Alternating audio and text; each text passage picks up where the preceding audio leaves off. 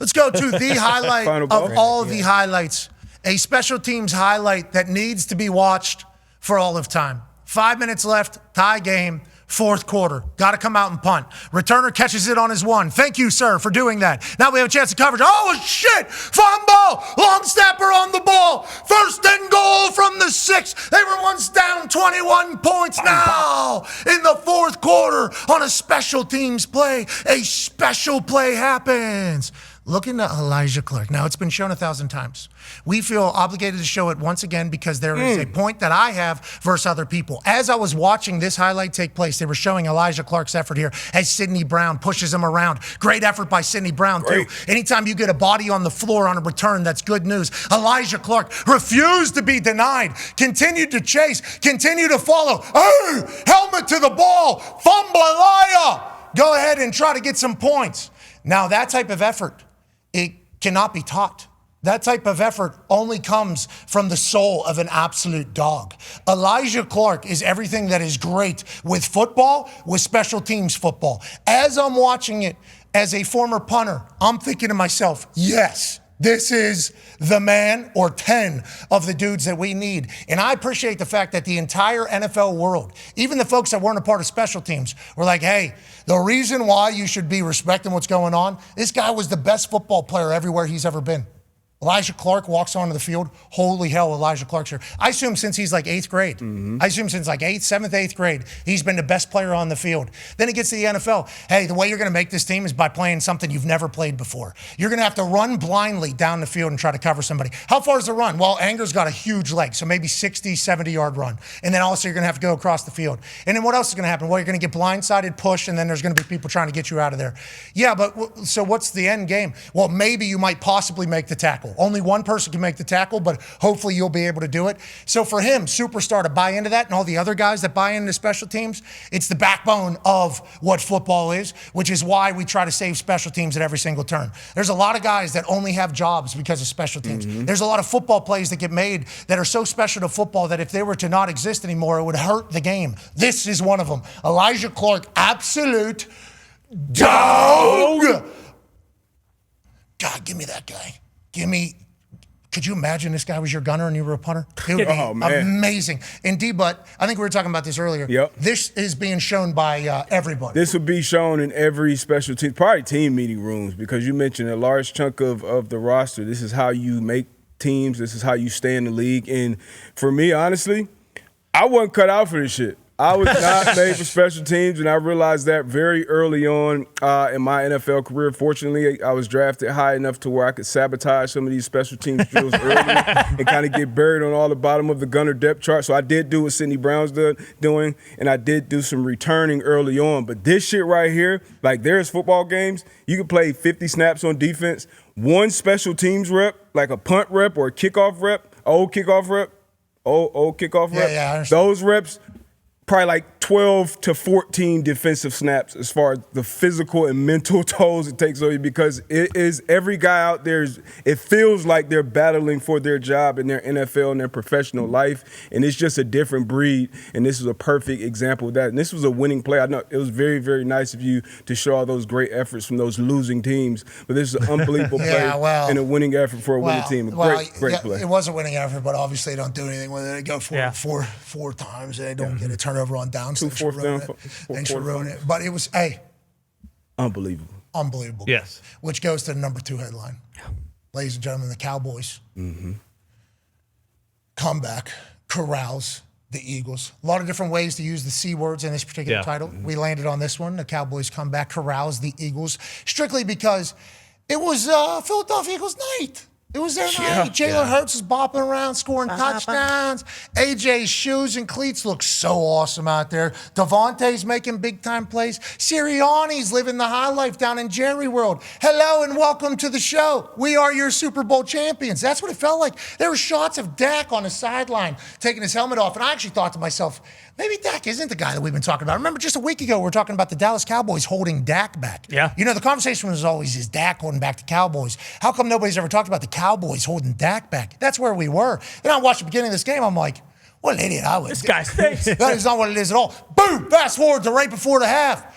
Dak Prescott, George Pickens. What a trade this was by Jerry Jones. Now, whenever DK Metcalf goes to Pittsburgh, we wondered if GP and DK were going to be able to eat on the same offense. They were not. George Pickens goes to Dallas, changes up his entire trajectory of his entire career on a contract year. Not only that touchdown, let's go 21-14 in the fourth.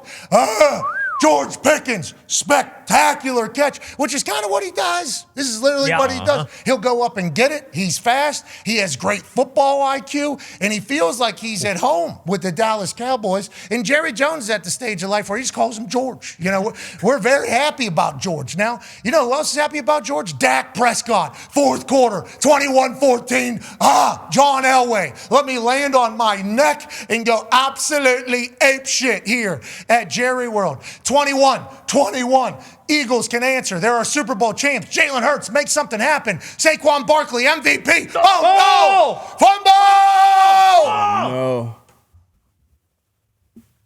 Dallas Cowboys recover. Now what are they going to do with it? Nothing. Now they punt. Send it down. We just watched this. Elijah Clark says, don't worry about it, Dak. Don't worry about it, boys. He'll catch the punt at the 1. Xavier Gipson, who is a very talented returner. Bad decision here. Leads to a worse outcome. Dallas Cowboys get it first and goal on the 7 in the fourth quarter. 5 minutes left in the fourth. Oh, my gosh. They were down 21. All we need is Dak to just do something. 4th and goal. Dak Prescott at shotgun from the 1.5. Scanning, throwing, short, not going to do it. Turnover on downs. Holy hell. How do you not get something done? Well, don't worry about it. Eagles won't either. 3rd and 2. Sacked by Osa. Odigizua. Friend of the program. Oh, yeah. Got paid. Absolute beast. Huge play. The Cowboys get the ball back. Dak Prescott hits a couple. Then he finds George Pickens once again to get into field goal range in Brandon Aubrey. Is he from the UXFL?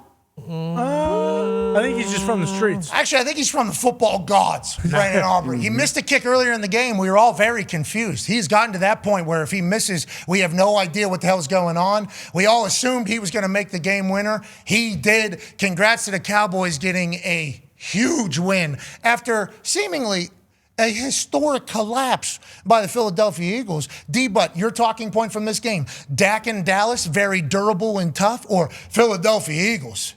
This is exactly who we thought they were. A little bit of both. I still have the utmost faith in the Philadelphia Eagles to figure it out. But for the Cowboys to come out there, be down, you know, Shotty said it after the game. Yeah, we might have spotted them 21. You can't win in the game in any other quarter but the fourth quarter. And that's what the Cowboys did. Dak Prescott has been dominant, especially at home against his divisional opponents. He's been unbelievable. And to go out, we talked about championship defenses coming to this game. This is what we felt about the Eagles, and I still think they'll figure it out. But George Pickens, man, him coming over here and the way that they use him in this offense compared to what they used, how they used him in Pittsburgh. Pittsburgh, he was basically just a shot guy at the X. Now he's running across the middle. He's getting matched up on slot defenders. He's on the outside. He's on the inside. And right now he's wide receiver 1 in Dallas. And I think after this season, it looks like he's probably the highest paid wide receiver in the National Football League. I don't know if it'll be in Dallas because of what they paid to CD, but he is that type of talent. He's just unbelievable. Go-to guy that you can throw the ball anywhere around, and 3 is going to come down with it. Yeah, you talk about 3 needing money. Well, Jerry will figure that out, won't he, Ty? Yeah, I think it's time we maybe give Jerry a little bit of credit. You know, people have been killing him all year, but I think this is one of the rare instances where you look at the Micah Parsons trade and, like, both teams won that trade. Packers got what they needed. Cowboys early on this year, maybe not so much, but it enabled Jerry to kind of go and get Quinnen Williams. And their defense, I mean, we knew what their offense was very early on this year. It was, hey, Cowboys are going to score 50 points a game to win. And, you know, now after the trade deadline, they have some of those pieces in place. And I think Jerry knew all along, like, hey, there is a way that I can kind of remake this team during the season. And people can keep talking about Micah, you know, and how big of a mistake that was. He's good. He's unbelievable. Yeah. He is. But I think you could also argue that the Cowboys probably are better off, you know, without him, with the guys they brought in. So, yeah, I mean, if you're looking at everything right now, I think the Cowboys are one of those teams where, like, you don't want to play them right now with how their defense is playing. We know what their offense can do, and we'll see what happens on Thursday. That's a massive game. Hair looks amazing, Con Man. Oh, thank you very much. Let you know, I saw it there. It was shining. It was glistening. It looks unbelievable. Cowboys might be for real, and I know that sports media fans don't love that, and we might fall into sports media world. 21-point comeback. the way they do it. Yeah. Shawty's wearing a backward visor in the thing afterwards. And George Pickens making these plays week in and week out. It's like 9 for 9. 9 targets, 9 catches. Filthy. Stafford started, 11 for 11 last year? 12. Went to 12. Yeah. Outrageous. All right, number one. Go ahead. I was just going to say, I think there's also something very real about, like, playing for something bigger than everything with, like, after Marshawn Nealon passed away, like, you saw late in the game, they're waving his flag. We saw what happened against the Raiders. Like, that can galvanize an entire state almost, and like Cowboys Nation, and I think that's exactly what's happened. Yeah, and you can also, obviously that certainly perspective, and we're in this thing together for our guy here, but also whenever Micah gets traded away, they're told they're trash. Yeah, exactly. That's basically told they can't win. Season's over mentality. There could be a lot of bunker mentality down there in Dallas.